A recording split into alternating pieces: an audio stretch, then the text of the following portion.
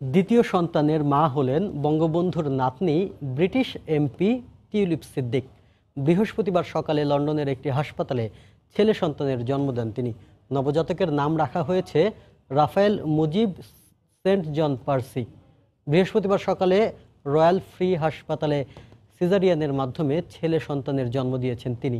দেশটির ক্ষমতাসীন প্রধানমন্ত্রী থেরেসা মে নেতৃত্বাধীন সরকারের ব্রেক্সিট ইস্যুতে ভোটাভুটিতে অংশ নিতে সিজারিয়ান পিছিয়ে দিয়েছিলেন টিউলিপ। মঙ্গলবার ব্রেক্সিট চুক্তির বিপক্ষে ভোট দিতে হুইল চেয়ারে করে হাউস অফ কমন্সে যান তিনি। সন্তানের জন্মের পর টিউলিপ সিদ্দিক ও তার স্বামী ক্রিশ্চিয়ান পার্সি হাসপাতালের কর্মীদের ধন্যবাদ জানিয়েছেন। আজালিয়া নামে তাদের আরও এক কন্যা সন্তান রয়েছে।